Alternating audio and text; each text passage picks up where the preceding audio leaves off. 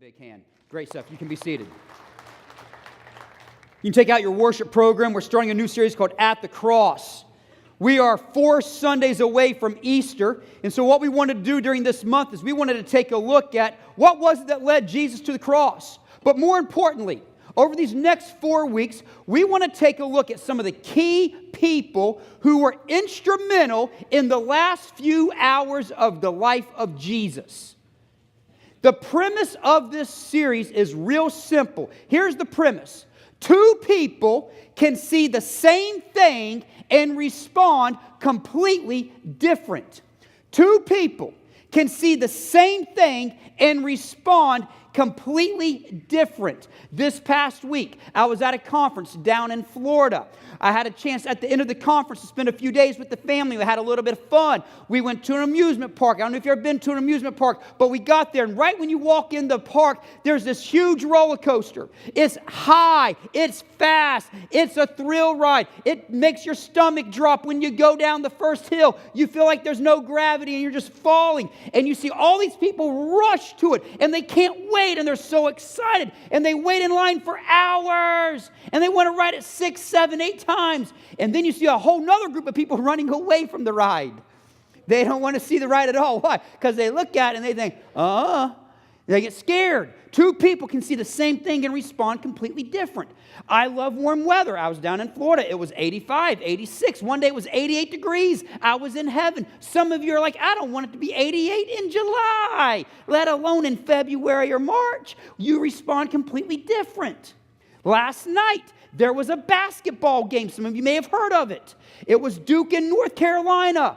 2 people see the exact same result and respond completely different. Some of you are really, really excited, and you were jumping up, and you were joyful. Others of you were like me, and you weren't so joyful or so excited. In fact, okay, Duke fans, in fact, I'll prove it to you. Listen, here it is. How you see something, your perspective, always determines your response. In fact, let me show you a couple pictures. Look at this first picture. Do you see the word love or do you see the word hate? Which one comes first? How you see it determines how you respond to it. How about this next one? What do you see first? Do you see a duck or do you see a rabbit? It's how you see it determines how you respond to it. How about this next one? What do you see first? Do you see a guy playing the saxophone or do you see a woman looking at you? Some of you single guys, I see a woman looking at me. It ain't ever happened that often. How about this next one? This is one of the popular ones. Do you see 2 faces about to kiss or do you see a vase or a candle? What do you see first? Listen, how you see something, your perspective, always determines your response. And over these next few weeks, we're going to take a look at how people viewed the cross. Because when you see the cross, it always demands a response. When you see this image up on the screen, you can't just see it and not feel something. You will respond. The cross, it is the most divisive image in human history because of what the cross represents. When you see the cross, you either believe that Jesus is and Jesus was who he said he was, or you think Jesus is a liar. Jesus cannot just be a good man. Jesus cannot just be a good teacher. Either he was who he says he was, or he was a lunatic. He was a liar. How do you view the cross? And over these next few weeks, our goal is real simple. We want you to see the cross for what the cross is meant to be seen as.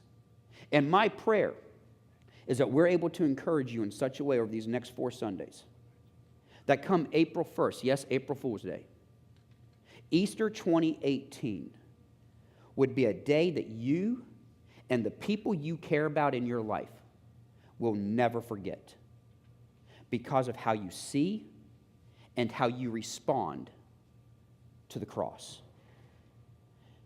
Today, we want to look at a guy who was the most influential person in determining the death of Jesus. And it's a guy named Pilate. In fact, I've titled today's message, So Close Yet So Far Away. So close yet so far away. You see, Pilate, as you're about to see, he knew the truth of Jesus.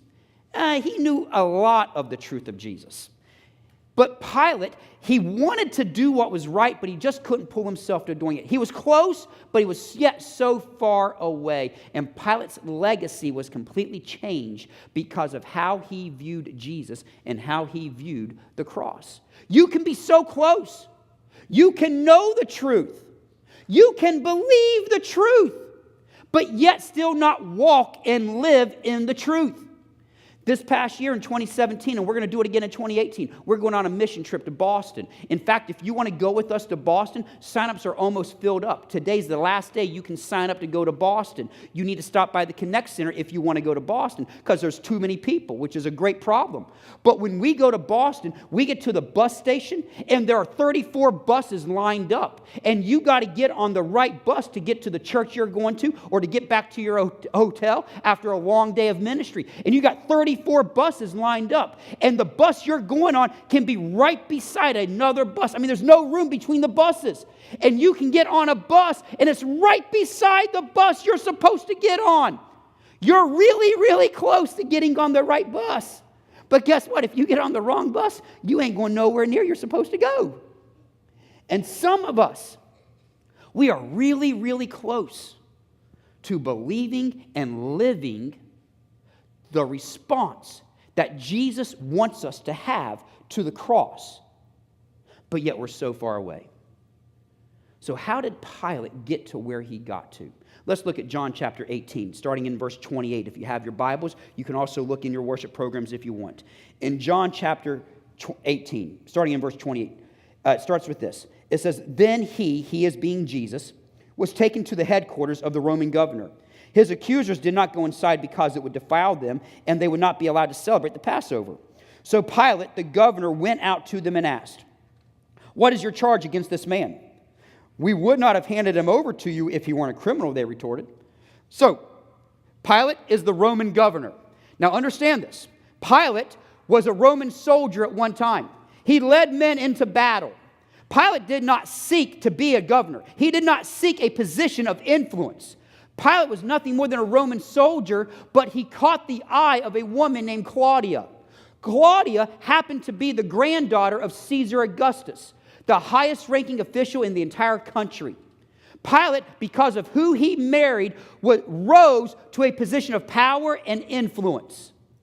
And so Pilate is now determining the fates of people's lives. The Jewish leaders did not like Jesus. In fact, the accusation was Jesus was blaspheming because Jesus said he was God. So the Jewish leaders wanted Jesus to die, but the Jewish leaders did not have the power to have him crucified. Only the Roman governor did. So that's why the Jewish leaders brought Jesus before Pilate. So look what it says then in verse 31. It says, "Then take him away and judge him by your own law," Pilate told them. "Only the Romans are permitted to execute someone," the Jewish leaders replied. I love verse 32. This fulfilled Jesus' prediction about the way he would die hundreds of years earlier. Hundreds of years earlier. The prediction of Jesus' death happened exactly the way you're reading it today. Verse 33. Then Pilate went back into his headquarters and called for Jesus to be brought to him. "Are you the king of the Jews?" he asked him. Jesus replied, "Is this your own question, or did someone else tell you about me?" "Am I a Jew?" Pilate retorted. "Your own people and the leading priests have brought you to me for trial. Why? What have you done?" And look what Jesus answered. "My kingdom is not an earthly kingdom. If it were, my followers would fight to keep me from being handed over to you, to the Jewish leaders. But my kingdom is not of this world." Pilate said, "So you are a king?" Pilate completely missed the entire answer that Jesus just said. He just wanted to know, are you a king or not a king? Just tell me. I don't understand what you're saying. And look what Jesus says. "You say I am a king. Actually, I was born and I came into the world to testify to the truth. All who love the truth recognize that what I am saying is true." And verse 38 is a question that many people in this room have had for years, and many people in your neighborhood, at your workplace, at your school, have this same question, even today in 2018. And here's the question. What is the truth? Pilate asked, Then he went out again to the people and he told them, he is not guilty of any crime. Pilate knew. Pilate knew. Pilate was so close. He's not guilty of any crime. But look what he says next. But you do have a custom of asking me to release one prisoner each year at Passover. Would you like me to release the king of the Jews? And they shouted back, no, not this man. We want Barabbas. And for those of you who know the story, Barabbas was a known, accused, convicted murderer. So the Jewish leaders said, we would rather have a murderer back into our town than to have Jesus released. We want him crucified. If you're taking notes, here's the main statement today.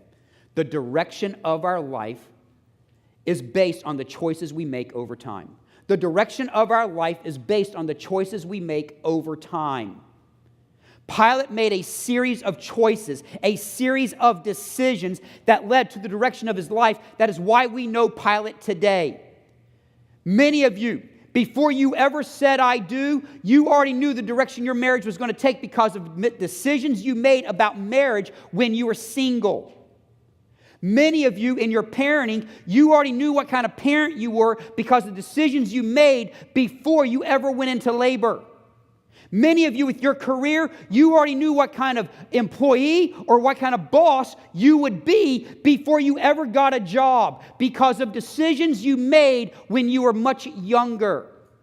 Every day we make choices, decisions, and those choices and those decisions determine the direction and the legacy of our life.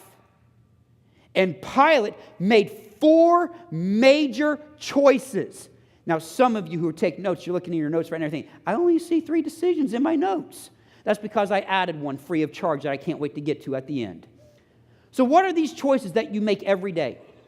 No, it doesn't matter how young or how old you are. It doesn't even matter where you are on the spiritual journey of your life. You are making these choices every single day.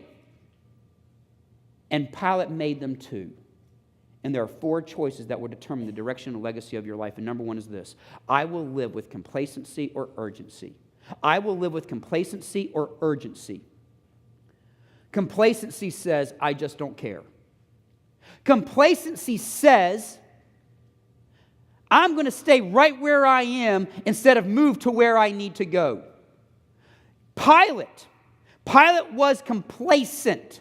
Pilate did not want to deal with Jesus. In fact, in John 18:31, Pilate tries to turn Jesus back over to the Jewish leaders. He says, you take him and judge him for yourself.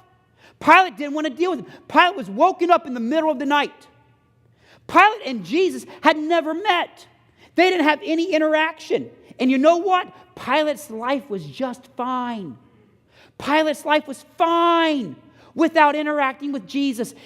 Jesus didn't interfere with his life, and Pilate didn't interfere with Jesus' life, and Pilate was okay with that. Pilate says, or complacency says, it's not my problem.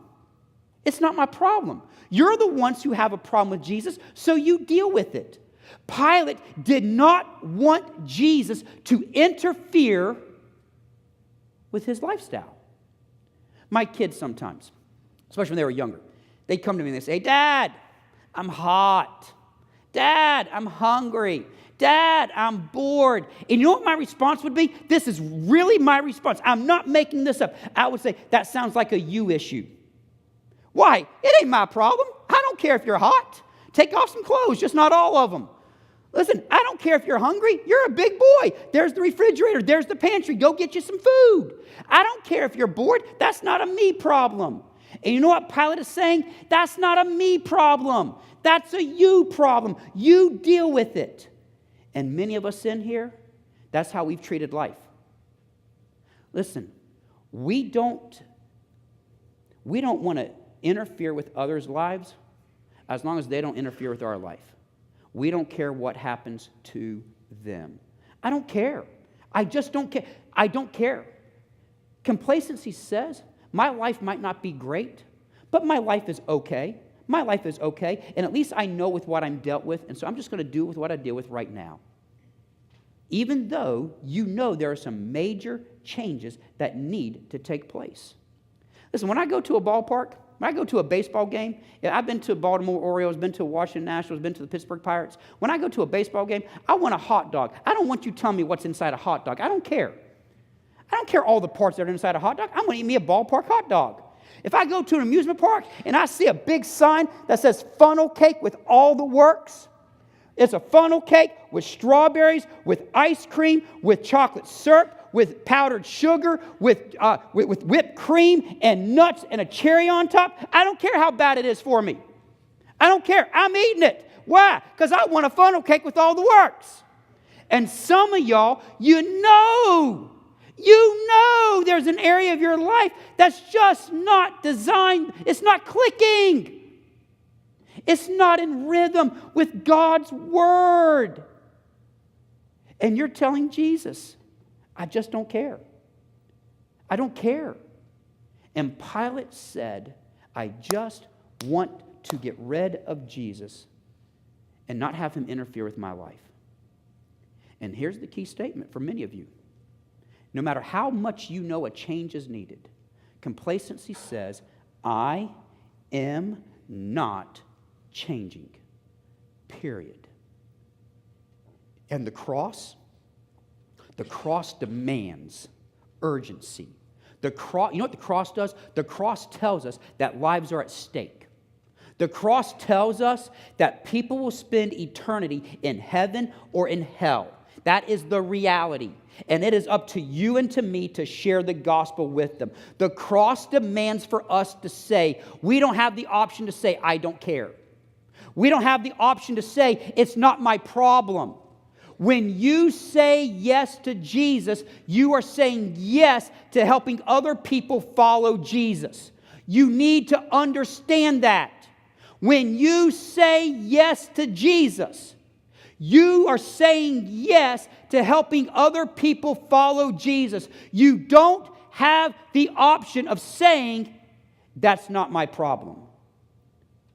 And that's what Pilate did, and that's what many of us do every single day. And there are people in our communities who are lost, who are hurting, who are without Jesus. They are spiritually blinded, and they're living in darkness. And here's my question for Dan River Church over this next month as we head into Easter. Will we own the lostness and the darkness of our city? Will we own the lostness and the darkness of our city? Will we make the lostness and the darkness of our region our problem? Or will we say, I don't care about others as long as others don't interfere with me? That's what Pilate was saying when he said, you take him and you deal with him your own way. The second decision that every one of us make that determines the direction and the legacy of our life is this. I will look for compromise or conviction. I will look for compromise or conviction. Compromise. It means we give and take. Now look, here's the problem. Many of us compromise in areas that we shouldn't be compromising, and we've made convictions, things that are really not convictions, they're just preferences. If one of you like it 74 in the house and one likes it 70, you compromise and it's 72. If you like to go to Reuben's and she likes to go to Ma Possum's, you compromise and you go to each one at different times. That's compromise. If one of you like a pepperoni pizza and one likes a mushroom pizza, you get half pepperoni, you get half mushroom. You compromise. Those are good things to compromise. The problem is, many people today, we are compromising in areas where we should be standing on truth. And we've made areas that are nothing more than your preference the gospel. You're making things that are your preference the gospel. And that's not the way it should be. What is truth? And we're not standing on truth. And the gospel and the cross demands that I build my life on the truth of who Jesus Christ is. Compromise. Pilate compromise. Look what it says here in John chapter 19 in verses 4 through 6. Pilate went outside again and said to the people, I am going to bring him out to you now, but understand clearly that I find him not guilty. Now here's what you got to understand about verse 4. I'm going to bring him out to you now. In verses 1 through 3 of John chapter 19, Pilate tried to appease the Jewish leaders. So you know what Pilate did in verses 1 through 3? Pilate beat up Jesus. Pilate roughed him up. That's where Jesus went through some of the beatings that he went through before he ever went to the cross. Why? Because Pilate tried to make the crowd happy. So he beat him up. He roughed him up. He was beaten, bruised, and battered and wounded. And then look what it says in the next verse. It says this. It says, when we saw him, the leading priests and the temple guards began to shout out, crucify him, crucify him. And then he goes on to say, take him yourselves and crucify him, because I find him not guilty. A second time, a third time, for the third time, Pilate says, I can't find any reason to find him guilty. But yet, what does Pilate do? Pilate turns him over and says, go ahead and crucify him. Go ahead and do with him what you want to do with him. Pilate thought, here's what Pilate thought. Pilate thought, I could beat him up. I could wound him. I could hurt him. And that'll make the people happy. But once you begin to compromise what you know is true, and Pilate knew this man was not a criminal. Pilate knew this man was innocent. And once you begin to compromise to make other people happy, it's never enough, and they'll ask you to compromise a little bit more. And many of us today, and I believe this with all my heart, not just here, but all around the world, people who call themselves followers of Jesus Christ. And for some of us, it's been for decades. For decades. We've become okay. We've become content with living in the land of compromise. Because here's what we tell ourselves. I'm standing for truth, and I believe the truth, and I know the truth. And as long as I do what's right enough times, it'll make up for all the times that I know I don't do what's right. And so we weigh it out. We weigh our good from our bad. And as long as I know the truth, and as long as I believe the truth that Jesus died on the cross, was buried, and rose again, I'm good. As long as I know the truth, I don't always have to do what is true.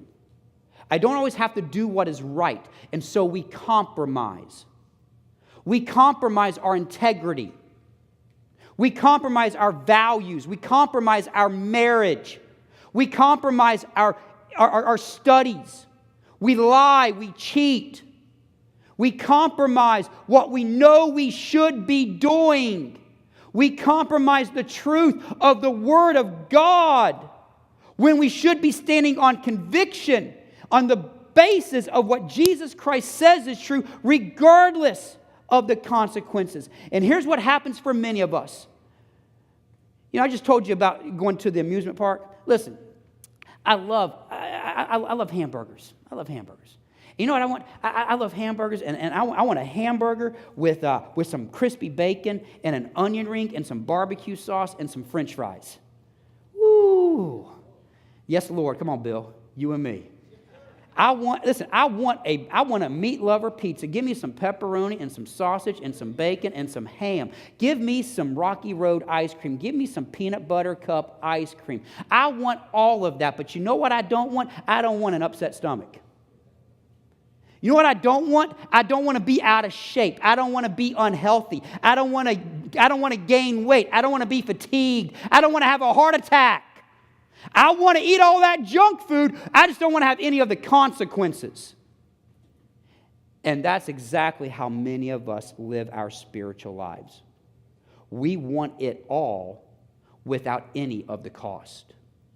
We want it all. We want to do what we want to do. We want to live how we want to live. We just don't want to have any of the costs that come along with it, because the costs are too great. The cost is too much. And so give me all. I want my own desires. I want my own dreams. I want my own plans. I just don't want it to cost me anything. Because if something has to cost me, then I'm not going to deal with it. Now listen, Luke chapter 9 tells you, before you ever follow Jesus, count the cost. Count the cost. But you know what many of us are doing? All we're looking at is what living for Jesus is going to cost me.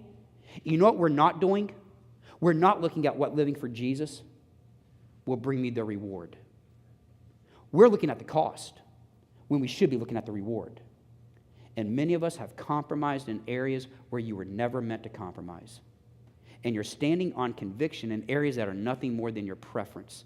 And Pilate knew the truth. He knew the truth. yet he handed him over to be crucified. He tried to make the crowd happy. And as soon as you try to live to make the crowd happy, they'll always ask you to do more. In fact, that leaves us to point number 3. The third major decision that you're making every single day, and you see it in Pilate's life. Number 3 is this: I will listen to the crowd or I will listen to Christ. I will listen to the crowd or I will listen to Christ. You're making a decision. In fact, I'll say it this way. I'll go so far as to say this. The number one indicator of the direction of your life, the number one indicator for the direction of your life is one thing: who you listen to. Do you know why that is? Because who you listen to always determines who you follow. Now, many of us, we listen to ourselves. We've made ourselves our own God, and we listen to ourselves, and so we follow ourselves. We follow our own wisdom, our own desires, our own plans. Some of us listen to the voices of others. But who you listen to always determines who you ultimately end up following. When Tammy and I lived in South Florida, my parents lived down there for a while, and my dad had a real good friend. His name was Larry. Larry was crazy. I don't know if you know a crazy guy, but he's crazy, but he was crazy brilliant. I mean, he was just brilliant. He made a gazillion dollars up in Chicago selling stocks, selling bonds, and he moved down to South Florida, and he was a leadership guru. And he invested into my dad. I spent some time with him, invested into me. And about once or twice a year, he'd tell my mom and dad, hey, bring the whole family. I want to take them all out to eat. And every time he would take us out to eat, it would be places that unless I was with Larry, I wasn't going to go. We called him Uncle Larry because Larry was just crazy Uncle Larry, but he was brilliant. And so we'd go to these restaurants that I never would go to unless I was with crazy Uncle Larry. And we go to this restaurant, and Larry would say, here's how he would start off the meal. I'm not going to tell you what to order, but if I was you, here's what I would order. And let me tell you something. The next words out of his mouth is what I ordered. Why? Because the restaurant he took us to is a restaurant he went to every week. He'd go there once a week. I'd go there once a year. He'd go there once a week. He knew everything on the menu. He knew the menu like the back of his hand. We went to this one restaurant. Maybe you've been to a restaurant like this. We went to this one restaurant. It was a place that was known for their steaks. And they had some of the most wonderful steaks ever. And I'd ordered this steak, and the waiter said, can I make a suggestion? I said, sure, make a suggestion. He says, the chef recommends that you have it this way.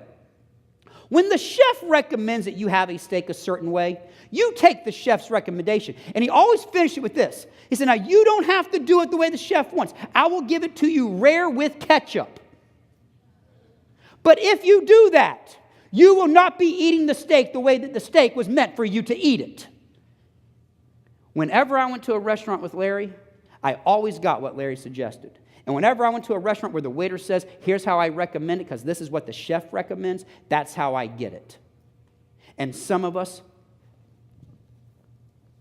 the chef has recommended how you live your life because he put the items on the menu and he knows what is best for you. And yet you go in there blindly thinking, I'm just going to do it however I want. I'm going to take a little bit of this, I'm going to take a little bit of that, I'm going to take a little bit of this, and I'm going to order whatever I want to order, regardless of the one who wrote the menu. You're going to listen to Christ, or you're going to listen to the crowd. Pilate listened to the crowd. That's why he turned him over to the crowd. Listening to what others say is the quickest way to forget what God says. Listening to what others say is the quickest way to forget what God says. Look what it says in John chapter 19, starting in verse 12. In John 19:12, it says, then Pilate tried to release him. He tried. Why? Because he knew he was so close, yet so far away. It says, but the Jewish leaders shouted, if you release this man, you are no friend of Caesar. Anyone who declares himself to be a king is a rebel against Caesar. You're no friend of Caesar. And remember, who was Pilate married to? The granddaughter of Caesar. That was an arrow straight to his heart. And then it goes on to say in verse 15 and 16, away with him, they yelled. Away with him, crucify him. What? Crucify your king? Pilate asked. We have no king but Caesar, the leading priest shouted back. Then Pilate turned Jesus over to them to be crucified. Pilate, just like many of us every single day, Pilate did one thing, and he allowed the desire, the lure, to be accepted by others to be greater than being accepted by the king. Pilate, just like many of us do every single day, he allowed the desire to be accepted by the crowd to be greater than the applause that Jesus wants to give you in heaven for standing up for truth, for standing on conviction, for living your life with urgency, saying, it is my problem. I will do something about it. Every day, we make a decision. Am I going to make my choices based on what will make other people happy? Am I going to make my choices based on what will make me happy?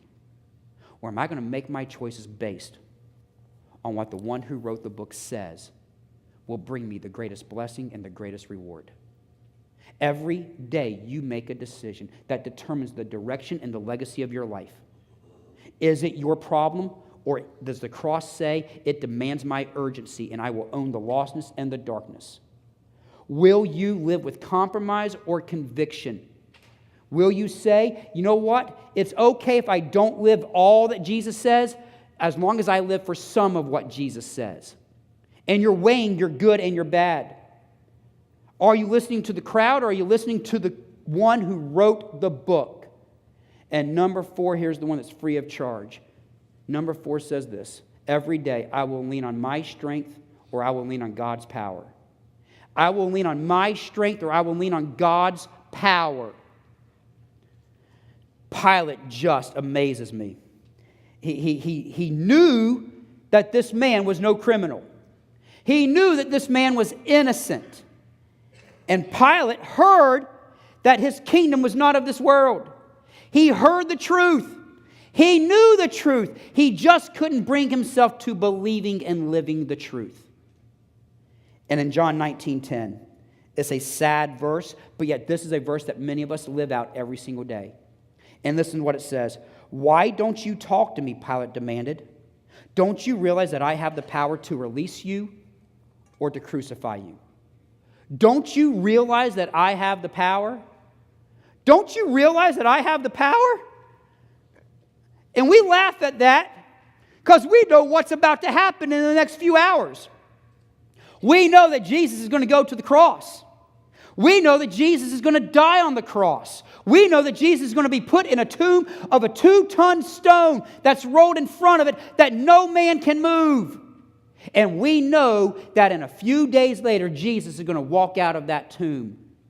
We know that no man has power over Jesus. But yet, every day, that's how many of us live. Every day, we rely and we depend and we trust and we lean on our own strength more than God's power. Some of y'all have been wondering, what's this box up here for? In here, listen, I got a dumbbell.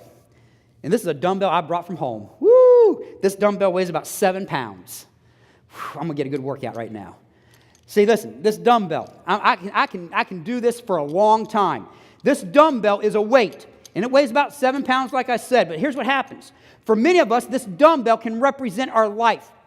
It represents the chaos. It represents the crisis. It represents the struggles. It represents the problems.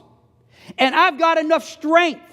I've got enough knowledge. I've got enough skill. I've got enough experience. I've got enough finances to handle whatever problems come into my life. And I can lift it and I can deal with it. And even if it gets heavy, I can go to the other hand. And I can lift. But listen, if you lift 7 pounds long enough for a few hours, you're going to get tired and you're not going to be able to lift your arm tomorrow. I can do this for a while. I don't know how long I can do it for. But I can do it for a while, and I'll be good about it. Tomorrow, I'll be sore, but guess what I'll do tomorrow? I'll pick up the weight, and I'll do it again. And so many of us, we think that our life is nothing more than a 7-pound dumbbell that I have the power to conquer. What we forget is that the longer we lift a 7-pound weight, you're going to wear out. You do not have the endurance to deal with the crisis long enough. And what we forget is this: life is not a 7-pound weight. Life is a 75-pound dumbbell. Now, there are some of you men in here, maybe ladies, I don't want to discriminate, who could do a curl with this dumbbell. I am not one of them. You hold this long enough in one hand or two hands, after about 2 minutes, you're going to be ready to drop this dumbbell. I can hold it. And you know what? I'm going to start going down to the ground. And I'm going to start going down to the ground. And I won't be able to hold it for very long. And what we forget is this: that your life is a whole lot heavier than a 75-pound dumbbell. And I don't care how strong you are. I don't care how healthy you are. After a while, no one in this room can continue to curl a 75-pound dumbbell for the duration of your life. But that cross proves to me it doesn't matter how heavy the weight of my life is. When Jesus walked out of that grave, he says, I have all power. I have all authority. And it doesn't matter what you're going through. It doesn't matter what you're dealing with. I can pick it up and I can carry it for the duration of your life. I moved a 2,000-ton stone. I can move whatever you're going through today. I can move the weight. I can move the health. I can even do a miracle that you've been seeking for years if you simply let go of the weight. You're trying to carry something that you were never intended to carry. And tomorrow morning, you're going to wake up and you're going to say, yep, I can carry it. I can carry it. I can deal with it. Or you're going to wake up and you're going to realize, my life is beyond my control. I just can't deal with it anymore. And you're going to make a decision. Jesus, I need your power. Jesus, I need your wisdom. Jesus, I need to know what you recommend on the menu tonight. And I don't care what anyone else says. Every day, you're making a decision. Every day, you're making a decision that says, it's not my problem. I don't care. Just don't interfere with my life.